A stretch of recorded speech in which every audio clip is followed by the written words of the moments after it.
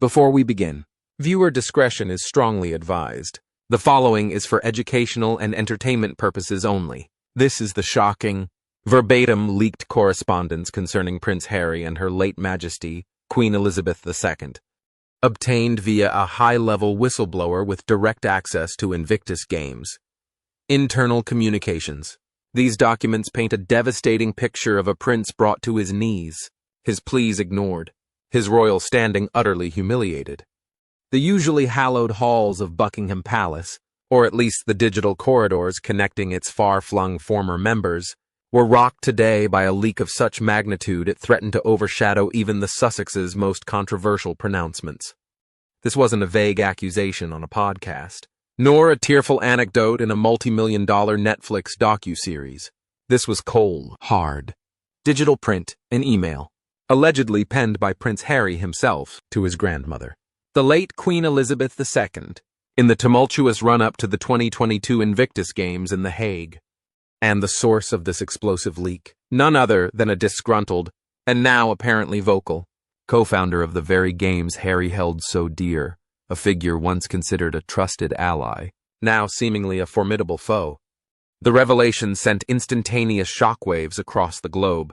For years, Prince Harry had positioned the Invictus Games as his singular, unblemished passion project, a testament to his enduring commitment to wounded warriors, a shining beacon of his post-royal purpose.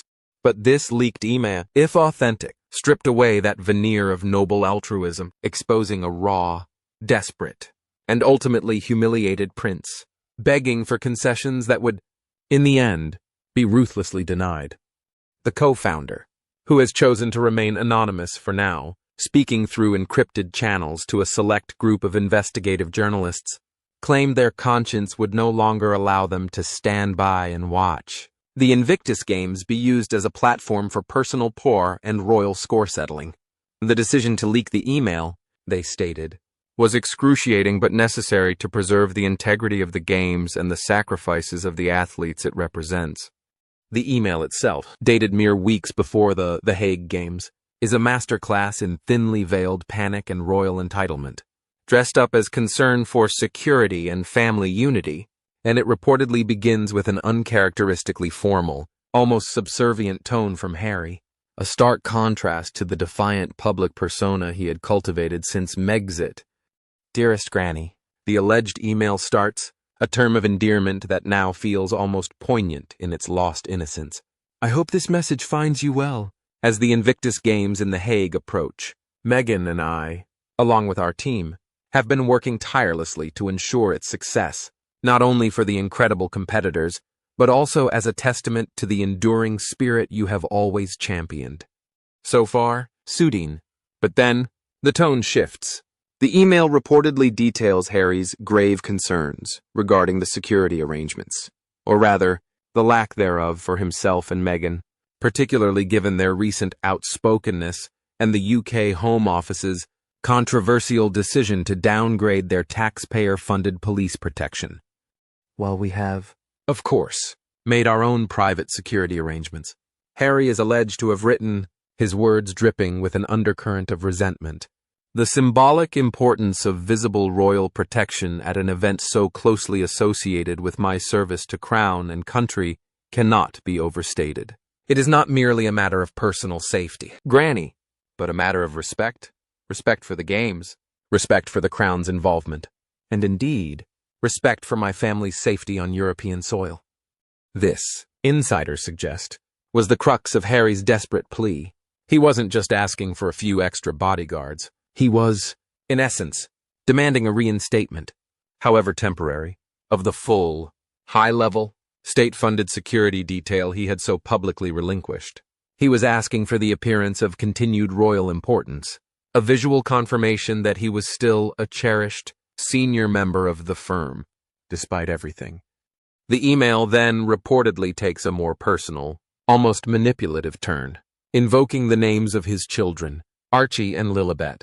"Meghan and I would be devastated if security concerns prevented us from bringing Archie and Lilibet to share in this momentous occasion, to witness firsthand the incredible bravery of these servicemen and women. For them to be denied this experience, For them to be denied the chance to connect with this vital part of my legacy, due to perceived security lapses, would be a source of profound sadness for us all. Royal commentators were quick to pounce on this. This is emotional blackmail, pure and simple. One veteran palace reporter declared on a breaking news segment, he's using his children, using the Invictus athletes, to try and strong-arm the Queen into granting him privileges he himself chose to give up. It's astoundingly audacious. But the most humiliating part of the leaked email, the section that reportedly left palace aides aghast and even seasoned royal watchers speechless, was Harry's alleged request regarding his military uniforms and official royal ciphers. Furthermore, Granny, the email continues, the desperation now almost palpable through the typed words.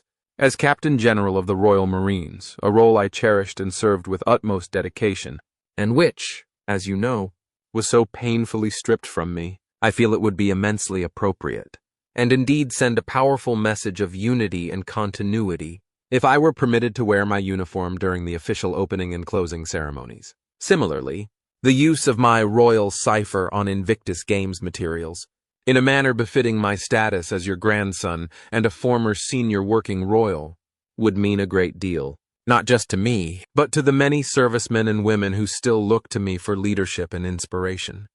This was the begging bowl laid bare.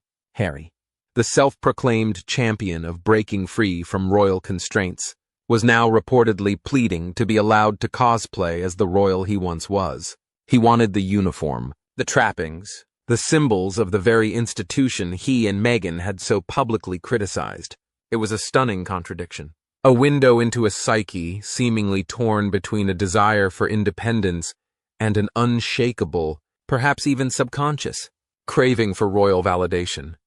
The Invictus Games co-founder, in their statement accompanying the leak, did not mince words.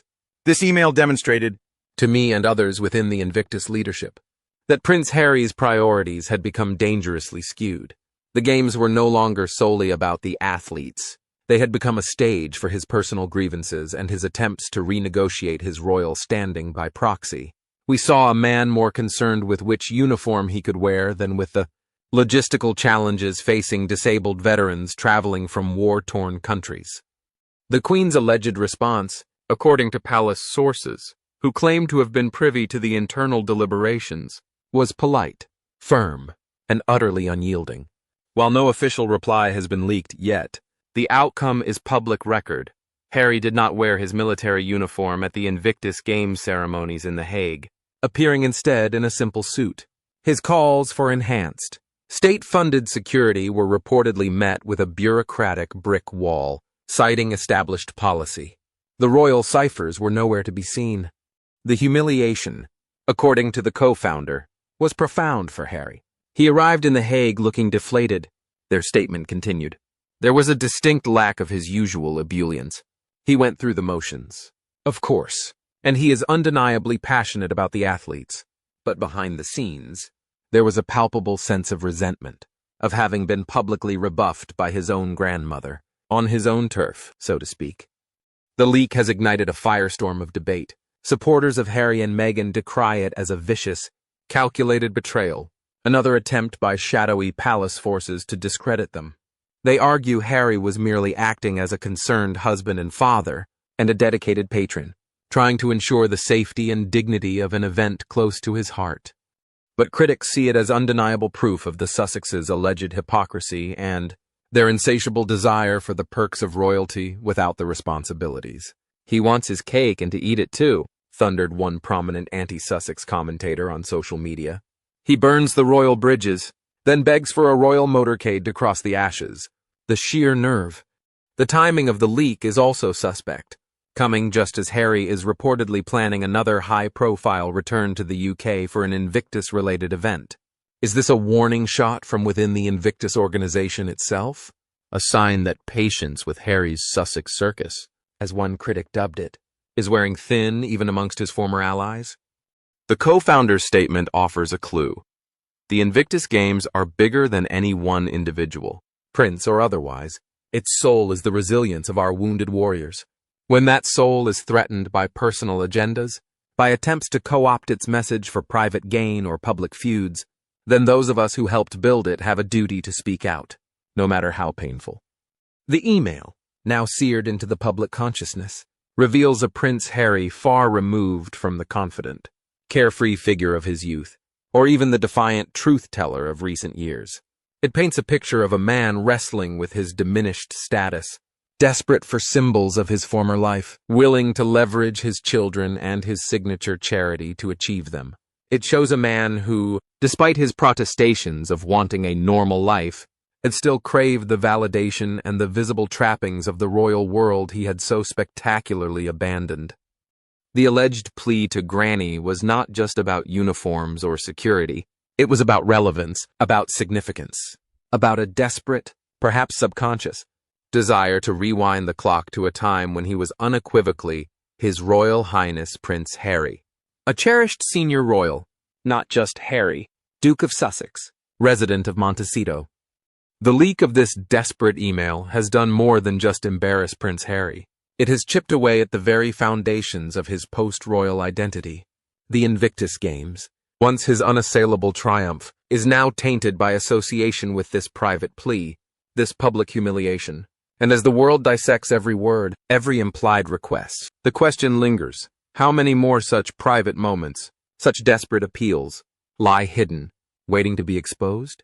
And what will be left of Prince Harry's carefully constructed narrative when all the secrets are finally laid bare? The co-founder ended their explosive statement with a chilling premonition. This email is just the tip of the iceberg. There are other communications, other incidents, that paint an even more troubling picture of how the Invictus Games have been drawn into the Sussexes' personal battles. The athletes deserve better. The cause deserves better. And the truth, however uncomfortable, must prevail. The silence from the Sussex camp in response to this leak has been deafening. Their usual rapid response PR machine, so quick to issue denials or counter-accusations, has remained eerily quiet. Perhaps, for once, they understand that some revelations are too damning to spin, some truths too raw to deny. Prince Harry, the warrior prince, the Invictus champion, reportedly begged his grandmother for a uniform and was denied. And in that denial, in that leaked plea, lies a story of royal power, personal desperation, and a humiliation that will undoubtedly haunt him for years to come. The games, it seemed, have only just begun.